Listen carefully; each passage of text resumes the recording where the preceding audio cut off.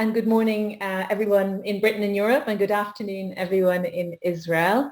It's a real pleasure to be here with you today and to be with this wonderful panel who I know are going to have some incredible insights to share with all of us. And just very briefly before we start, I'd also like to just echo Nick's words and thank you for referring to Shimrid and to honouring her, Nick. She was part of our Relab 2020 cohort. She was an extraordinary entrepreneur, an extraordinary visionary, and an extraordinary person. And our thoughts go out to her colleagues and to her family. So on with the panel. So I'm Fionnuala Hogan. I am the head of early stage investment at a VC called Goldacre Ventures. And I also run an ecosystem and a scale-up program called Relab. In terms of our focus, we look at tech-led innovation into the built environment, all asset classes and across the entire life cycle. And we really invest first check, late seed, Series A, and then with follow-on. And mostly we look to companies that are looking to establish a presence in Europe and the UK. So we've invested in companies, of course, Europe, UK, but also US, quite a number of Israeli companies, as well as the Nordics and Turkey. Right, so moving on to the panel, just to give you a very quick shape of how we're going to run the day, or the hour, which isn't really enough, I suspect, with this extraordinary group of people. We'll do some quick intros. And then we'll spend probably 40 to 45 minutes getting and allowing people to share experiences around some of the key aspects to establishing a business in the UK. We'll leave 10 minutes minimum for questions at the end, and then we'll come round to the panel for some final thoughts and words for us. So without any further ado, maybe I can ask the different members of the panel to introduce themselves. Tony, maybe I can start with you. You're in the top right of my screen. Okay. Hello, everyone. I'm Tony Gosling. I'm Chief Digital Officer for RSBG UK. And we're a group of civil engineering, architecture firms. We've got 7 firms in the UK, about 1,000 people or so involved in design and delivery of road, rail, water, building projects, and a certain amount of asset management. I get involved in digital transformation of our businesses, introducing new digital services, and trying to shift business models where we've got opportunities to use digital to really change the way businesses work. I'm also co-managing director of RSBG Ventures, so a corporate venture fund, and we've invested in 3 Israeli startups as it happens, including Datamate in the construction tech sector, who I think are probably on the call. Wonderful. Thank you, Tony. Chris, could I come to you next? Absolutely. Good morning, everybody. I'm Chris, Head of Business Development at Roby.ai, and I'm actually also the first UK employee. So we have an operation in Israel, and we also now have an operation in the UK, and I was the first one hired to look after the UK.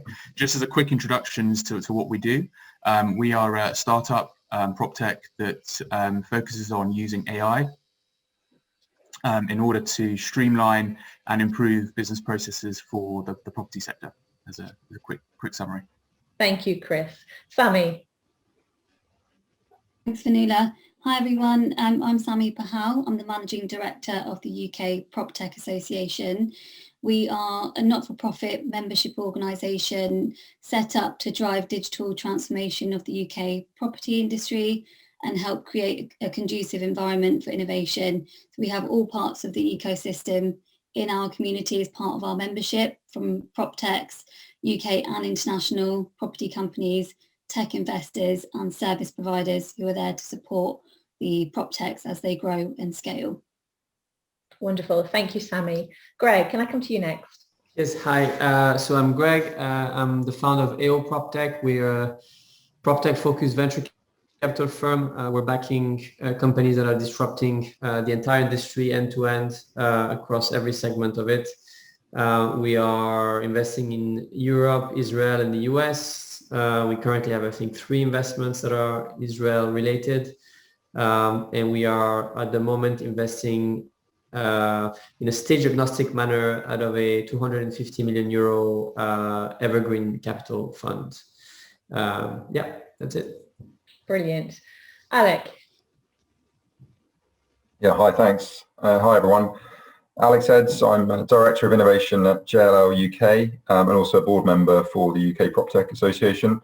So JLL, I'm sure many of you will know, global real estate advisory business known probably mainly for its brokerage and transactions services, but effectively provides advice and support across the life cycle. My role is to identify where technology, PropTech solutions can support us in doing that job, or indeed support our clients in the services that we provide for them. So yeah, that's me. Wonderful. And finally, but definitely very importantly, Simon. Thank you, Finola. So I'm Simon Ellison. I'm Senior Inward Investment Manager at London & Partners. We are the international trade, investment and promotional agency for London. We provide free, confidential and dedicated support not only to international companies thinking about setting up here in London, but also London-based startups and scale-ups here as well. Wonderful. So let's dive in. And for the first part of our panel, we're going to focus a little on the opportunity that exists in the UK and the support that's available to startups who might want to come and set up here. So Sammy, if I could turn to you and maybe you could share with us why the UK might be a good choice as a first market or an early market for expansion for Israeli startups. Absolutely.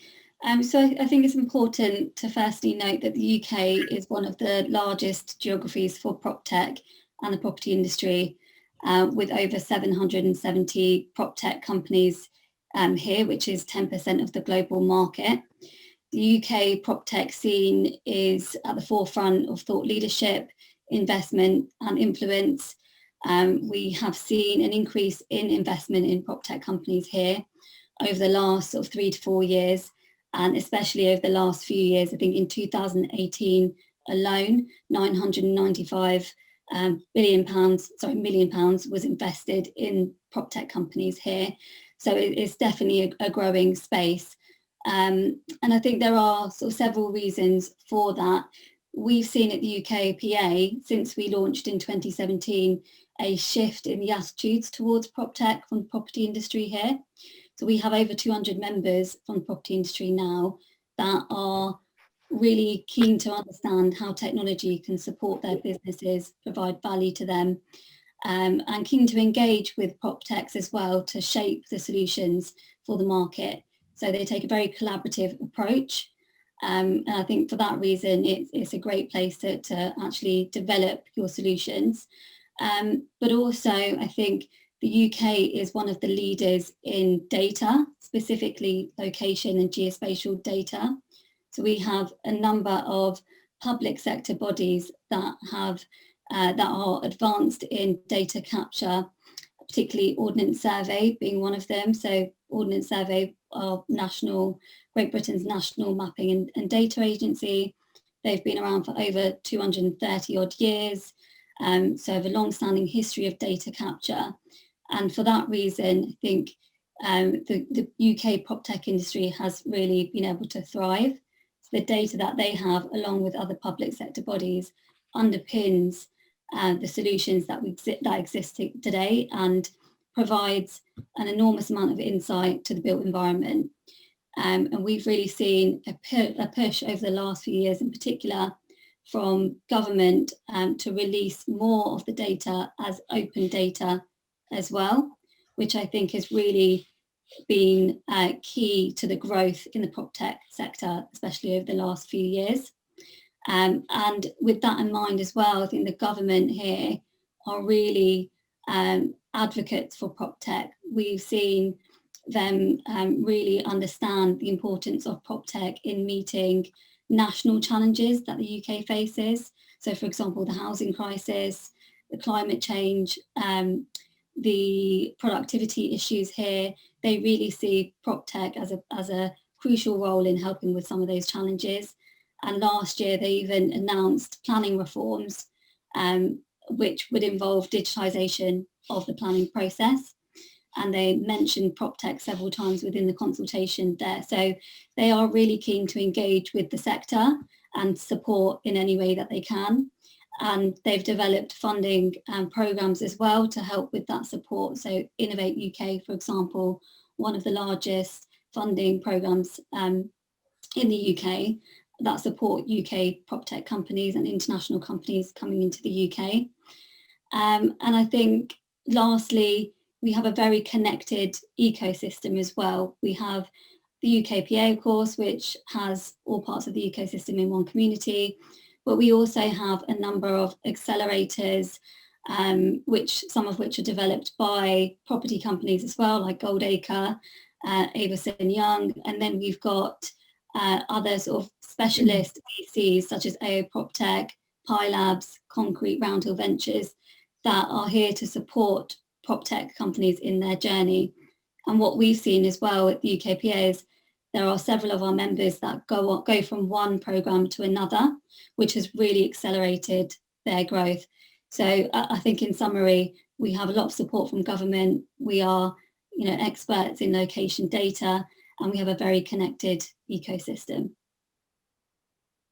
Thank you, Sammy. That's a really great insight to the opportunity on offer, and just picking up on the government support, the networks, the assistance. Simon, I think that's your cue really to tell us a little bit about the support that's available for companies coming here and wanting to build their business here. Yeah, absolutely. And just really to sort of add to Sammy's excellent points about that, really it's three things for companies who are looking to come to the UK and London. It's access to capital. Obviously, we were talking about the figures there that Sammy was talking about, £995 million invested into PropTech. Of course, UK companies received 69% of all European PropTech investment in 2018. And within that, London is Europe's biggest centre for PropTech investment, accounting for more than half the number of deals and capital invested. The second point is access to talent, from architecture to blockchain, construction and data science. The capital has one of the world's most diverse talent pools for PropTech. London's universities offer 8 master's degrees courses focusing on real estate and 31 master's degrees teaching urban planning, sustainability and design. And by association, because as that talent graduates, they're looking to bring tech as well into the real estate, PropTech and construction tech ecosystems.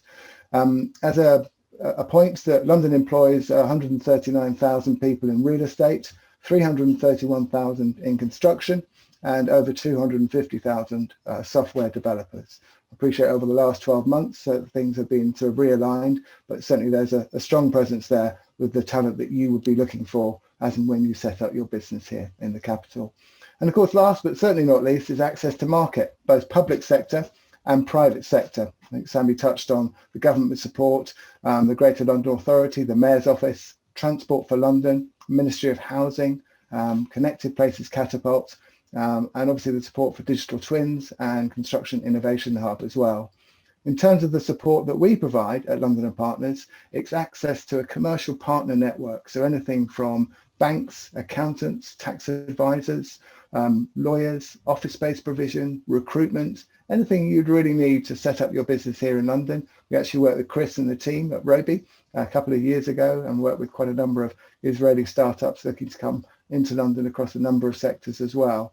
And obviously to Sammy's point earlier about the accelerator programs, we also run 2 programs ourselves. One is the Business Growth Program that focuses on startup organizations once they've landed here in London. And also we have an international business program that helps London-based companies, they don't have to be headquartered in London, to expand internationally as well. And of course, last but not least, the additional support from other organisations such as the highly valuable UK PropTech Association, New London Architecture, the British Property Federation, and of course, to the final point on those external accelerators and incubators from Relab, Geovation, Hub, Pi Labs, and PW Scale programs as well. So hopefully there's enough there for people to engage with. I'd always say, if you want to find out more, I'm sure Nick will be kind enough to circulate our details and happy to discuss more, as I'm sure Sammy and her team are at UKPA as well. But thank you for the opportunity as well to talk about what we do. Yeah, that's really fantastic, Simon. Thank you. I must admit, I took a few notes myself. I think I'll be coming your way to access and to find out a bit more about some of that support. It sounds incredible. So most of the rest of the panel now is really about, hopefully Sammy and Simon have persuaded you that there's a fantastic opportunity here to access. And most of the rest of the panel now is actually how do you get in the door? And we're going to start that conversation with Alex, who's seen companies really present into the industry across all parts of the industry. And he's going to share some of his thoughts from all of those experiences around, how to pitch so that you actually really are successful in making those connections. Yeah, hi, thanks. I guess also I would just say, hearing Sami and Simon talk there, I think maybe one other thing to bear in mind when coming to the UK, and probably true of I guess other European countries as well, is we're not a massive country geographically, and so a number of the companies that potentially are your clients, many of whom will probably be headquartered in London, if not in one or other key city. And the opportunity to scale, I think, is potentially quite quick within those organisations across the geography. And if you think compared to perhaps the US, which obviously geographically a completely different beast, it's much more kind of regional in how you might apply or how you might scale. So I think just in terms of scalability, certainly with our clients, and coming on to to my bit, in the way that we help clients, they're very keen on understanding how can we potentially trial and test something, but then scale it across the portfolio to have consistency. And that scaling piece, as I say, I think is perhaps slightly easier. I'm not going to say it's easy, but it's slightly easier just because of geographically and the concentration of assets, particularly for sort of national businesses, makes that a little bit a bit easier. I think, in my experience, and I've been doing this role for 5 or so years now, and have met with and seen a lot of pitches, both directly to JLL in trying to help us as a business, but also sitting alongside pitches to clients. And I think I would echo, Sami's point there around the data as an example, but I think probably go beyond a little bit and just say, obviously every country is different. Every country's got a unique set of circumstances. The ecosystem's slightly different.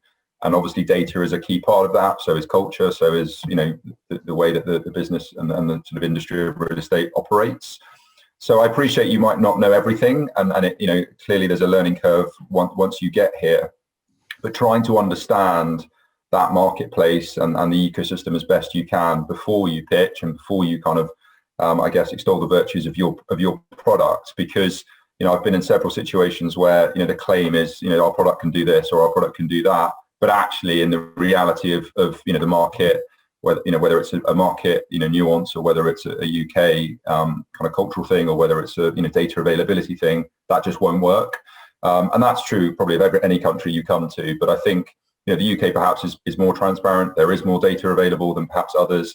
So the opportunity is there. But again, I think just doing your homework and understanding, okay, what market are we coming into?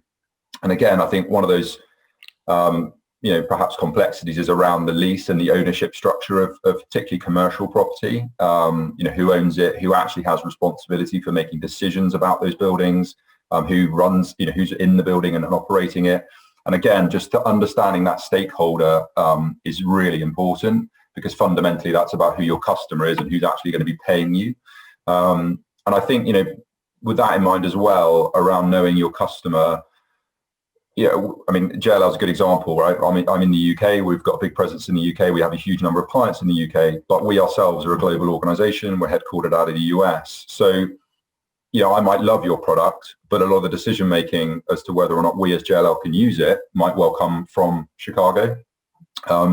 So there are some, again, corporate and or cultural things that you just might need to be aware of, and perhaps that's not a barrier per se, but it's something to be aware of in terms of who is the decision maker? Am I speaking to the right person? But also just be willing to go on that journey with them, and it might take longer than you would otherwise want it to. So I think just being aware of that is key. And I think maybe just to wrap up, and it's probably a sort of bringing those things together. I think, and this is true of any. This is not UK specific, but I'll just say it because I've been in so many pitches. I think knowing your customer, knowing what problem or opportunity you're bringing to them is so important, and that's what you should focus on. Don't focus on the technology. Don't focus on how magical your product is. It's what is it that you're trying to solve for me or for my industry. And I hope you all do it already, but I just can't tell you how many pictures I get presented where it's look how wonderful my product is or my widget is. And and they sort of forget to mention how valuable it's actually going to be to me as the client. So yeah, it's just being really clear on what your proposition is. But again, that's probably universal. I'll leave it there. Wonderful, thank you, Alec. Greg, I mean, you likewise, particularly in dealing with your LPs, you of course see lots of companies present and engage. Have you got some thoughts you'd like to add on? Sure. Look, I mean, I'll start by saying I think there's never been a greater time to be an entrepreneur, and that's, you know, whether it's in the UK or globally. And so I think the main challenge I see now is that it can be quite overwhelming as a young entrepreneur to enter a new market such as the UK, which has so many stakeholders, you know, whether it's on the investment side, on the customer side, etc.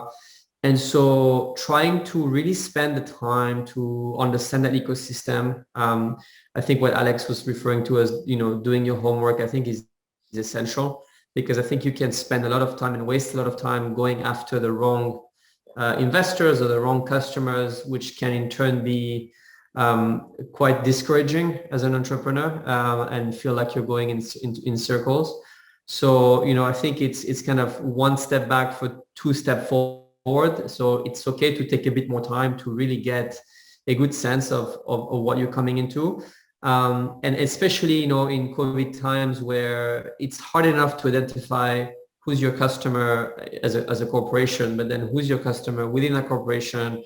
Some of those people who have been moved around, some of them would have been furloughed. They don't answer the email because they've been furloughed, but you don't know that, so that you think they're not answering the email. So then you create like a whole vicious circle, which can be super tricky. So that's one thing. And I think the one single most important thing is we are at a critical time for the real estate industry, where most of your customers are forced to focus on must-haves, focusing on solving real issues, real pain points. And so it's okay to put a foot in the door by solving one thing, creating the trust, you know, creating the relationship, and then you can expand your product. Don't try and do too many things at the same time. Don't try to sound and feel super sexy and cool and trying to do so many things and trying to cater to too many customers within one organization. Just pick one thing only. Become a leader in the space, gain the trust of your customers, and then the rest, the cross-selling will come naturally, because you're selling to customers who would rather deal with one counterparty on few issues as opposed to deal with, you know, too many counterparties on too many issues. So trust the process, be patient, but use your time wisely to really be laser focused when you build your product and when you commercialize it. No, it's some absolutely fantastic advice. And indeed, I'd like to move to somebody who's gone on that particular journey, Chris. And maybe you can share what that experience was like with our audience. And I'm sure they'll want to know what you got right. And I'm sure especially they'll want to know about the things that, you know, now you've gone on the journey that perhaps you'd have done differently, or you might have been able to get to more quickly. Yeah, absolutely. So I think what would be really good is actually to provide some sort of real tangible examples of things that we did very well, we think, and things that we perhaps would do differently. So I think that the first thing, just around the success, and I think it's already been touched on by Sammy and Alex to some extent, is around this, the fact that there is such a big community of startups and PropTech events in London. I think that it's on par with the likes of New York or Chicago, you know, some of the biggest cities in the world. I think we're looking to open a second or third office actually in Germany, and we found that London is by far the best place to be able to network. So we talk about the UK PropTech Association, we talk about London and Partners, Geovation. We're actually a member of ICG as well, which is a big PropTech community here in the UK.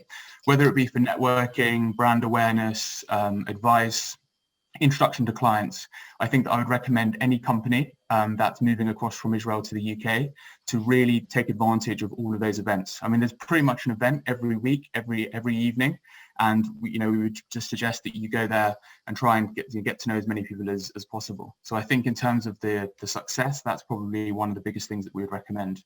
I think in terms of doing things differently, there are a couple of things. I think, first of all, having taken a very lean startup approach with Roby, we try to do a lot of things like recruitment, finding our own offices, finding our own leads by ourselves initially. And I think that one of the big learning points that we found was that there are companies out there and people out there who can do a much better job and save you the time and the resources in order to do that. So, you know, we'll perhaps touch on this a little bit later with the introduction of Roby to JLL through the likes of London and Partners and Simon and his team.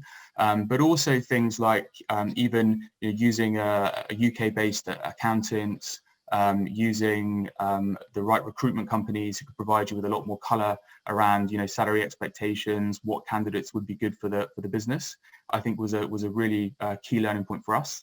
I think another thing that we would definitely do differently, and as I mentioned, we're opening a third office in Germany, and it's one of the biggest learning points, is the fact that initially our co-founders, our CEO, our CTO, and our head of product used to commute to London every week. So they would do 3 days in the UK and then 3 days in Israel. And I think that one thing that we really recognized was that when there's a new market, it's very important to have somebody on the ground from day one. Someone who's local, someone who understands the regulation, someone who understands the culture, but is also very intimate with the Roby product or with the product that you know, you're looking to sell. So I think that, you know, just as a very sort of quick summary, I think that those two learning points I think stand out for us as a company who's kind of been through that journey. And I would be very happy if there's anyone on the line you know, who would like to talk to me about this afterwards. Just get in touch and we can have a chat. Oh, thank you, Chris. That's great advice. And I have to say that particularly that point about having somebody on the ground who understands the local culture and the setup, you know, I've seen that in so many of the startups that we work with, and sort of avoiding this assumption that you can learn it. You lose so much time really, not having that person on the ground. So that's really great advice. And for those of you who are trying to do it, Chris may be overwhelmed, but I definitely take up his offer to reach out and get that advice firsthand. So I think one of the things I hope everybody listening is really excited to find out more about is, you know, how do you land a customer? How do you get some revenue in the bank, which is what ultimately it's all about. And I'm going to turn to Tony first. I mean, Tony, you work with large numbers of startups in different parts of your business. So maybe you can tell us a little bit about how you connect to startups, how you work with them, what's the best way in the door, how to get that pilot, which is what they all want to do. So part of what I do is act as a bridge between startups, technology, useful tools, and our businesses and our customers. So I'm constantly looking for companies and solutions that might solve a problem that our customers have or make our business more effective or more differentiated. So people send me information, companies approach me. I've got a pretty good overview of what's out there in the industry. And I think echoing a point that Greg made earlier, you know, this has to solve a client problem.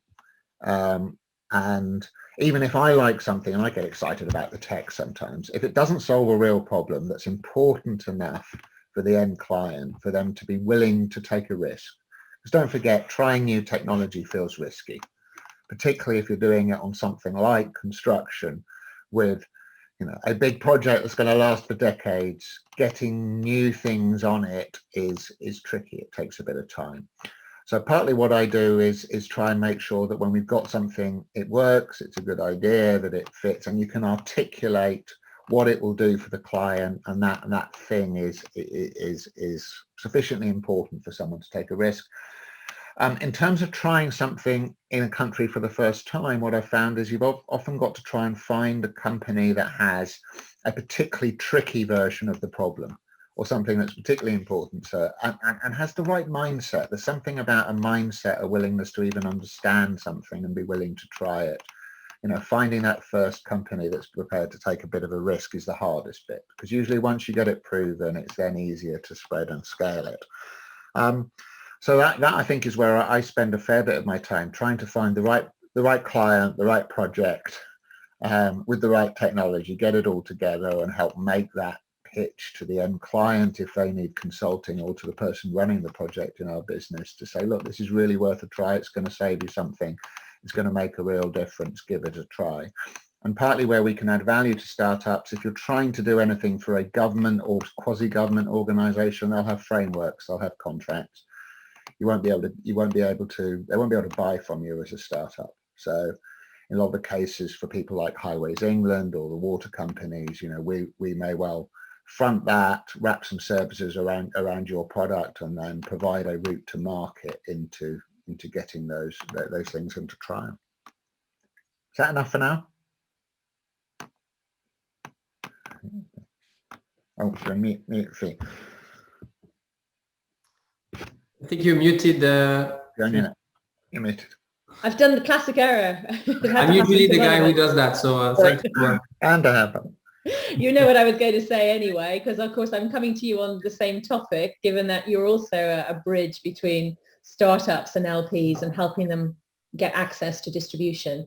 So I know everybody'd love to hear your ideas. Yeah, look, so I would say typically we work with the companies that are relatively more advanced, but I would say a couple of things. I think we have to remember that it's a very fragmented industry. So you could look at the same end assets that is going to be an asset where you potentially can roll out your product, but you can either go to the landlord, or you can go to the property manager, you can go to the asset manager, you can go to the broker. I mean, there's so many ways to slice and dice it. And I think understanding which layer is going to offer kind of the maximum kind of result for you and your product is also very important. Secondly, when you talk about certain organization, you have to remember that you may speak to the head of innovation, who's by definition someone who's very optimistic about life and excited about new technologies, but then they still have to deal with the rest of the organization, which is either at the CFO level or the C-suite level, where there's a financial decision to be made to spend money for that product, and that person will always want to see a clear ROI on that investment that they do. And the problem you run is that most of the time I found that the ROI is not necessarily calculated the right way, and I'll come back to that. And then you have to deal with the people who are actually going to use your product, which have been, working in a culture where failure is not an option, and you just do one thing, you do it, and then you don't necessarily ask too many questions. So it's a lot to navigate. At the end of the day, you have to think that most of the large real estate companies understand that they need to embrace change. They're as scared as anybody else because this is uncharted territory. So gaining them trust and positioning yourself as a way for them to venture forward, and offering for them to be pilot partners so they can give their feedback, give them a feeling that you can tailor the product a little bit at the beginning. And I'm talking for more piloting phases for early stage companies, giving them that feedback that you're gonna progress with them with the product, you're gonna offer them a clear solution. Whoever is your customer is going to be able to get the relevant approval internally, whether they're financial or operational, because you're going to position the product in that sense, I think is very, very important. And then you have to understand, I'll give you an example. So, we do a lot of stuff on the decarbonization and on the energy efficiency side. You could go and pitch a landlord about, a specific IoT solution for energy efficiency. But in most cases, then you'll find out that they don't care because they're not the one paying for the energy costs. It's down to the tenant. So who is your customer? Is it the tenant? Is it the landlord? How do you pitch? How do you position it? And then there's different ways to layer it. So if you're purely talking about decarbonization, then you have a full alignment of all stakeholders, whether they're a tenant or whether they're landlords, because it's not so much about the cost, it's about making the building more efficient. So you really have to think really carefully how you package your product, which problem you're solving and who you're solving it for, and always, always, always try to create as much alignment across the entire value chain as possible so that you don't encounter any kind of roadblocks. That would be my 2 cents on that. Oh, that's brilliant. And you raised a really interesting point in the middle. Well, they were all really interesting points, but you raised quite an interesting question in the middle of that, which is that question of stage. And I think it'd be really interesting to hear both your views, and indeed anyone else's on the call, on, is there a point where it's too early to engage with some of these corporates, or do you need to be at a certain stage of kind of maturity? I think it's tough to be the first customer, the first real life test of a thing. I also have a long-standing belief that giving free trials isn't a good idea as well either. Companies have to have some skin in the game, otherwise they won't really bother to use it, and they won't really give it the attention. So I think for those first few customers, it has to be someone who can take the risk, who has a really compelling reason to do it, or is absolutely of the kind of company that wants to be at the leading edge and is willing to be. So it can be tricky, particularly tricky to find those first few customers. Once it's a bit proven and you've got case studies, then it becomes easier. But even then, everyone thinks they're unique and their problem is unique, and therefore the first time in every company is still a little bit like that first trial. Yeah. And Chris, oh sorry, Greg, yeah. No, fine. I was just going to say there's, also that's part of doing the homework. There are companies who have ventured into innovation faster than others. They've had quick wins. They've built goodwill internally so that they can afford to take more risks. And so it's important to think about that.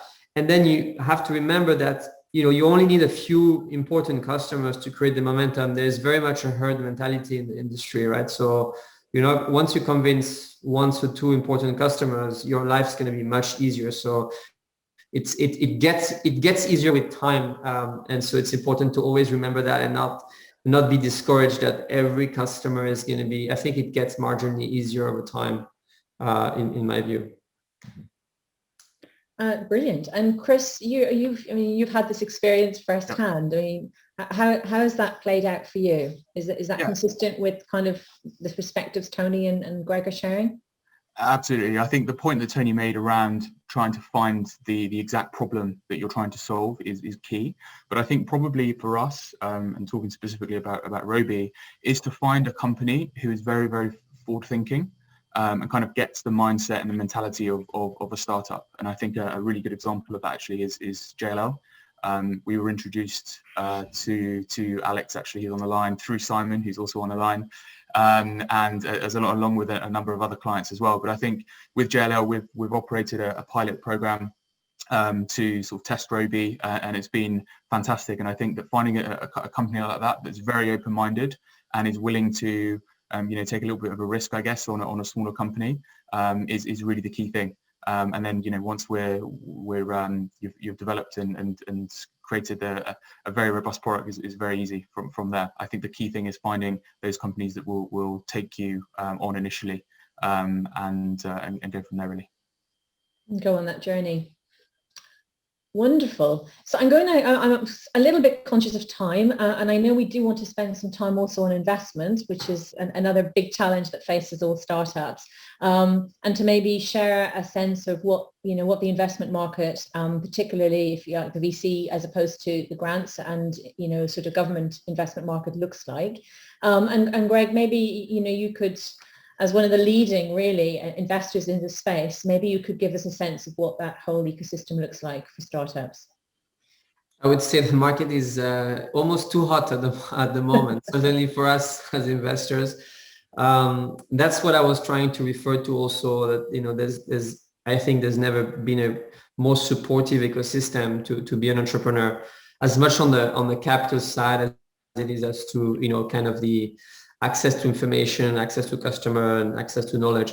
I think the market is very strong, but it's still a tale of two worlds. I think the good companies are attracting a lot more interest.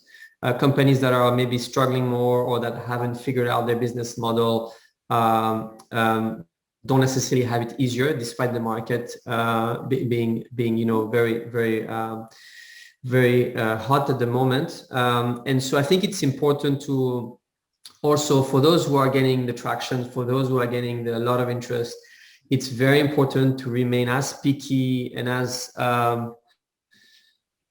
diligent on how you raise money and who you raise it from, because I think it's easy to get overexcited as an entrepreneur when you can get very high kind of markups and very high valuation figures, but the devil is in the detail, of course, in how it's structured, the preference shares and all stuff that can always backfire quite violently when there's a market turn. So always kind of try to look past the current state of the investment ecosystem, which is great right now, but you never know, it can always change. And so we always encourage, because we have some of our portfolio companies that are raising money now that are getting approached at, really amazing levels, but it's always, okay, let's look past the noise. Let's still try and get the best investor possible. Sometimes it means that investor is not necessarily paying the higher price, but that's okay, because you're building a business for the next 10, 20 years. And therefore you need to make sure that the people you get are the best investors, not necessarily because they pay the highest price, but because they bring kind of the best ecosystem, they structure it in a as friendly as possible manner. Because at the end of the day, if you do very high valuations, if things don't turn out the right way, there's only one loser, it's the founder, because everyone else that's sitting in pref will be somehow protected. And so it's important really to look out for yourself and make sure that you've thought about all the different angles. But it's definitely a great market right now. We're seeing a lot of investors from the US coming into the UK. I think generally Europe has a lot of catching up to do. And I say Europe, I include the UK, but I probably shouldn't. But I would say there's a lot of catching up to do on that side of the pond. And I think everyone understands it. And so we certainly hope that there's going to be some follow through, and that our companies in Europe or in the UK will have the ability to benefit from that ecosystem all the way through potentially capital markets. We want to see European/UK capital markets becoming more appealing for our entrepreneurs, because at the end of the day, I always say the ability to recycle entrepreneurs, successful ones and unsuccessful ones, into the ecosystem is what makes a powerful ecosystem. That's why the US, for example, has such a powerful ecosystem, because you could argue that companies fail much faster and they succeed much faster as well. But this whole recycling is very efficient. So we want to be able to have that recycling all the way through for our entrepreneurs, and I think we're heading in that direction. Fascinating. And Tony, I mean, you're also a really active investor, but perhaps more from the corporate side. Is your perception slightly different? Do you come at it from a different angle? I think it is worth mentioning the difference between the corporate venturing and the sort of specialist VCs. Where we're looking at the investment from is, yes, we want a financial return on it, but it's also about a business return. It's about investing in companies that can be partners and will give us something different as in our mix as our companies, and frankly will help to change and modernize and digitize our traditional civil engineering firms. That's why we do it. So from that point of view, what we try and do is add rather more value than just the investment. Things like contract access, office space, with some of our companies that we've invested in. We'll help them hire their first UK staff. We'll give them a desk. We can do some of those kind of things to help the companies grow. Where I put a caveat, I think, is that most of the companies in our industries that they're doing some corporate venturing, it's a sideline for them. They're a bit amateur at it. They're not necessarily in the mindset of risking money, and so it can take a bit of time and effort in terms of investment approvals. Certainly, some of ours has been a bit up and down in terms of appetite. We're looking at it from a different point of view, and I certainly think there's real value from sometimes trying to get a mix in your investor portfolio of some corporate venture companies who understand your business and can really help you, but also some folks who are coming at it with a level of financial sophistication that many of the kind of corporate venturing things are really just kind of dipping their toe into something that's a little bit uncomfortable and different from their traditional business. Thank you. And I know, Simon, you had a sort of a broader perspective on that from the UK side. Have you got some thoughts that you wanted to share? You're also doing my trick of being on mute. I've done that for weeks. Really, actually, so there's two real prongs, really. So there's London-based investment programs, such as the Mayor of London's Tech Invest, which is a 4-year investment program in association with the UK Business Angels Association. So that's really there to connect London's most dynamic tech founders to industry-leading investors. We'd also showcase London's most groundbreaking tech startup businesses, and of course it helps secure London and by association the UK sort of global tech nation, so to speak. Just a sort of idea of the sort of the monies raised on that particular programme, over £130 million been raised by presenting companies, 120 innovative companies have been mentored, and the average investment capacity per event, and there's been quite a few of them, is around about just over £2 billion as well. In addition, and I think Sammy touched on this at the top of this webinar, was the important role that UK government play around Innovate UK. So it's a UK government organisation that provides funding to support and stimulate innovation in the UK economy, and it does this by encouraging businesses to work with other commercial and research-led organisations. So there's grants that they provide as well. In addition, I mentioned the UK Business Angels Association. Obviously, Greg and Tony will be very familiar with the work that they do. They represent angel and early stage investment ecosystem, and they act as the sort of the voice of that investment community that strive to build and connect the early stage investment ecosystem. So all I'd say to companies is, if you're thinking about the UK, then certainly the investment community here is highly engaging, is very much focused on technology, both in construction, I might add, as well as just traditional real estate tech.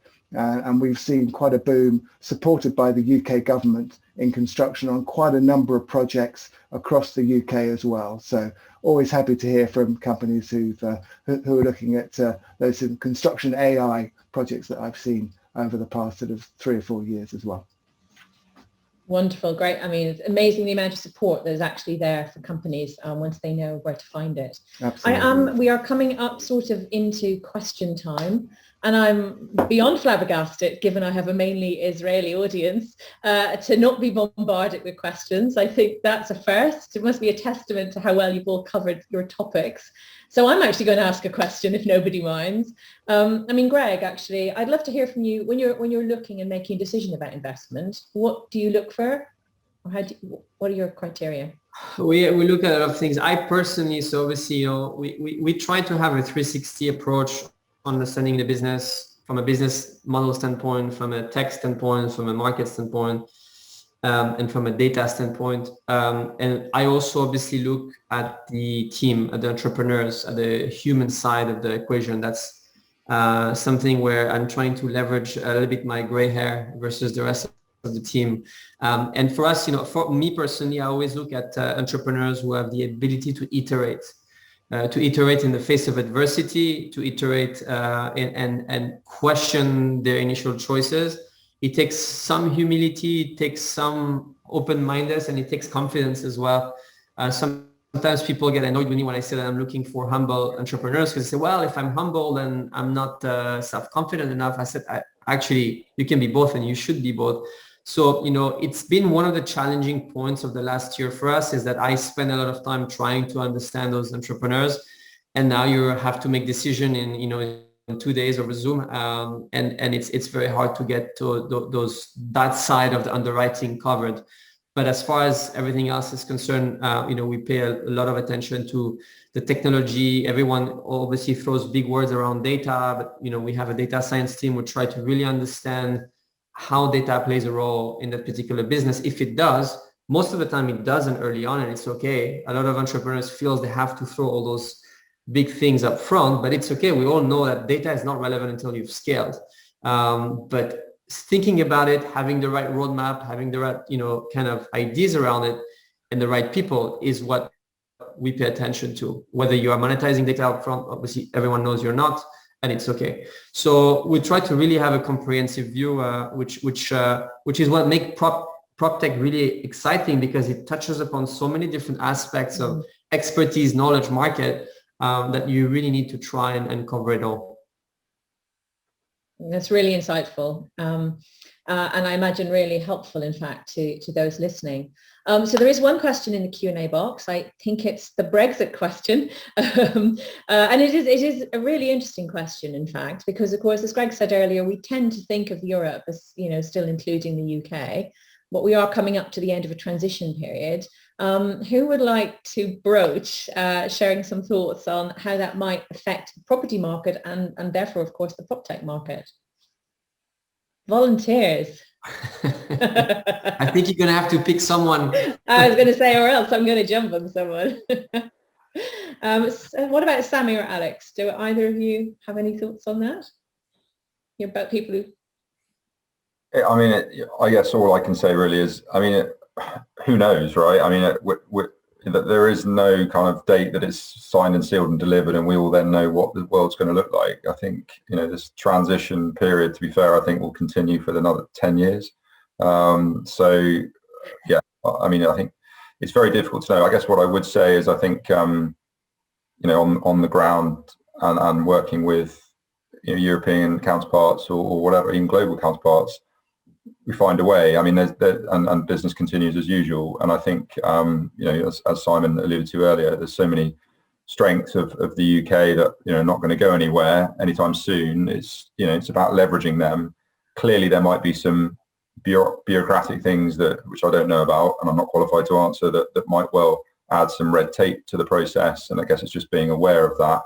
But certainly from a commercial real estate market on the ground perspective, we're just trying to push through as if it was, you know, as it was effectively, and continue those relationships and those processes and cross-border, you know, operations as we were.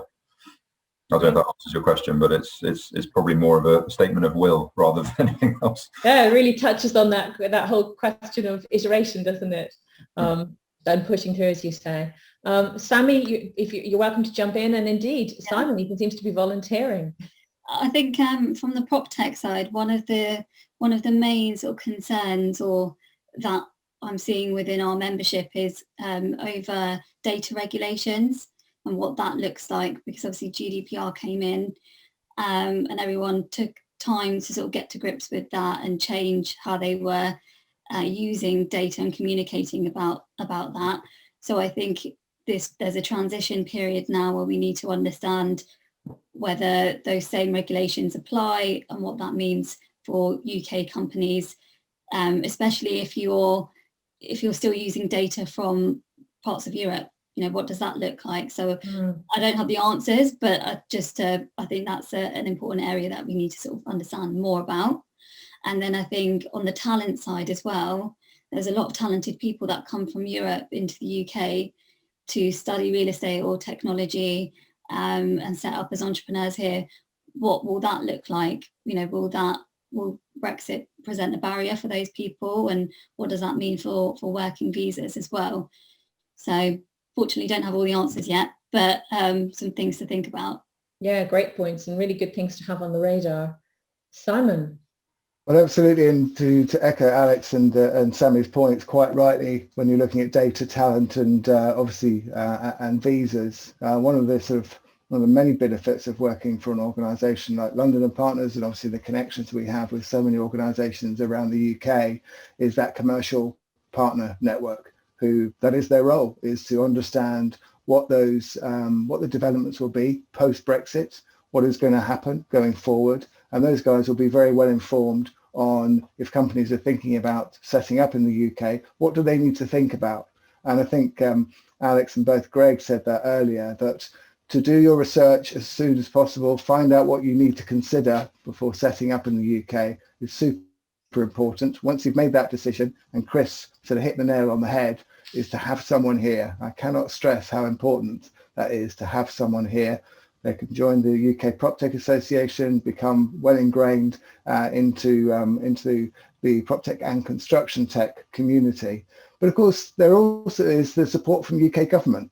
And while we're sort of talking about Brexit, obviously the UK government is keen to be encouraging innovation across so many different sectors. Real estate, construction, mobility all have a huge part to play, particularly around sustainability. And if there's the one thing that the pandemic, which actually no one's mentioned in this talk today as a first, is that people have had to rethink about what the world is going to look like going forward.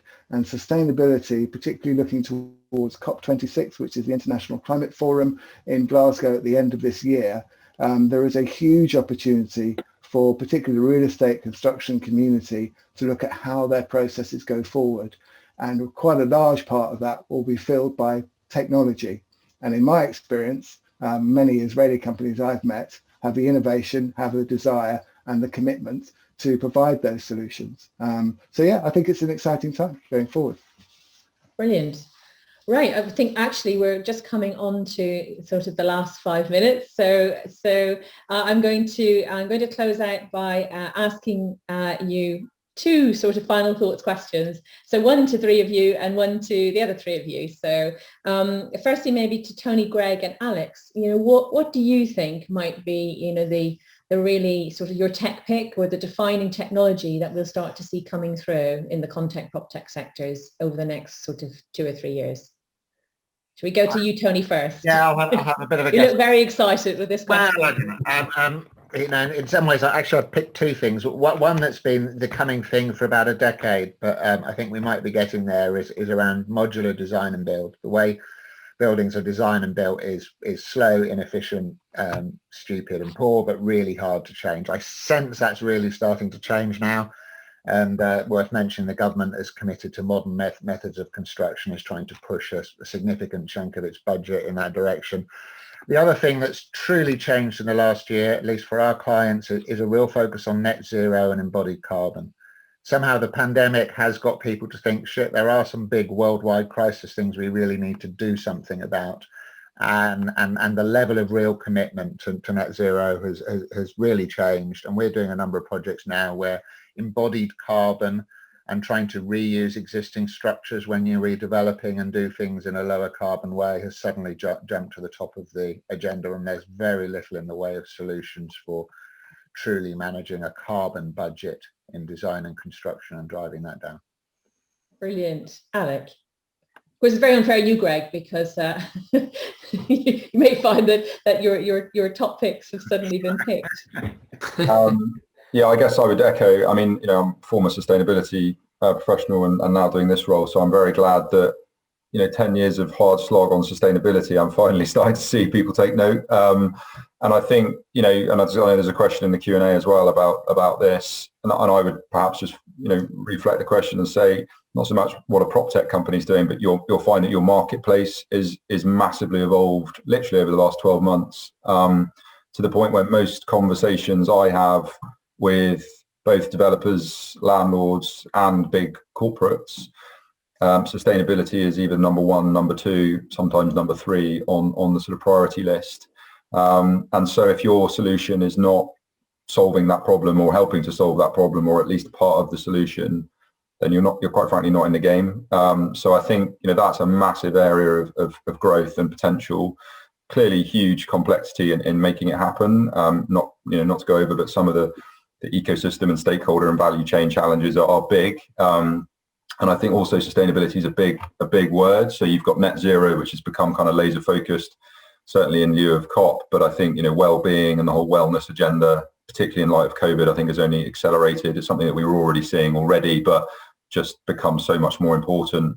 And I think the transparency around how buildings perform and how they support us as people, working, living, playing, etc. That transparency, aided by technology, is only going to kind of sort of drive that conversation more, and I think lead to new business models, new solutions, etc. So I think everything around the kind of sustainability wellness piece for me is both a short-term and long-term opportunity. Fantastic. Greg? I mean, they've said it all. I mean, we're going all in on climate. I think it's something that is relevant across the entire life cycle of an asset, from building materials to supply chain to construction to operations. I think obviously a lot of people are getting excited by this idea of how we build amazing new buildings, etc. But there's also a pile of existing buildings that need to be fixed. There's a lot of retrofitting. There's a lot of different ways to look at building operations. So that's something that we're also paying a lot of attention to. And I think when you think about construction, there's obviously the climate angle, but there's also so many inefficiencies. I think real estate is the dog of all industries when it comes to innovation, but I think construction is the dog within real estate. And I think there's so much to be done because you have a lot of stakeholders, whether it's on the financing side, whether it's on the cost side. How can you make the whole process easier to finance, easier to kind of execute on, reduce lead times, reduce potentially kind of, or increase margins, leveraging computer vision, software, new materials, new IoT. I mean, there's so much going on. And I think that's one of the biggest challenge for us as investors, is that there's a lot, and it's easy to get excited, to get overwhelmed, to want to try and do everything. So I think focus and discipline is definitely something that we always need to remind ourselves about as investors right now. Yeah, I completely agree with that. So then Sami, Simon and Chris, I'd love to hear from you your top tips for startups coming into this market. And maybe I'll start with you, Chris. Yeah, absolutely. I think, and I think this has perhaps come across on this webinar as well, that it can be a very daunting, challenging task to relocate to somewhere like the UK. And I think that it's very clear that there's lots of organisations, lots of communities, a huge amount of resources, as we've touched on throughout the last hour, that's really there to help you. And so I would strongly suggest for anybody who's looking to do this is to take advantage of those as much as possible. And I would say that if you do that, the doors will open much more easily than most people think. But it's very much kind of going out there and doing it that will make the difference. Great. Sami? Yeah, I would just firstly echo what Chris has said, and just add to that by saying understand what the nuances are in the UK market. And the only way to really do that is by speaking to end clients, speaking to other PropTechs, really just embedding yourself into the community and leaning on your peers to really understand, how they have tackled the market, what challenges have they come across, especially companies like Roby AI, you've got great insight there from Chris, who has been through this already and understands those nuances. So really understand that and the differences between UK versus other markets. Wonderful. And Simon, to close us out. Thank you very much indeed. What a fantastic session today. Thank you. So really it's all about, I think Chris said it and Sami as well, is find out about your market. Product market fit, cannot stress that enough. Read everything you can, watch everything you can. If a company is talking about a challenge, that is where you should focus on that solution part of the problem. Tony said that earlier. But of course, you can come and speak to us at London & Partners or UKPA, and we'll quite happily guide you through the process as well and introduce you to an amazing network of fascinating, wonderful, focused, inspired people. Brilliant. A great way to close us out. We're 2 minutes over time, which isn't bad at all. The final thing for me to say really is you've been the most incredible panel. You've been so generous with your insights and with what you've shared. So thank you very, very much. Thank you. Thank you, everyone. Nice to see everyone. Take care. Thank you. Stay safe. Bye-bye. Bye. Bye.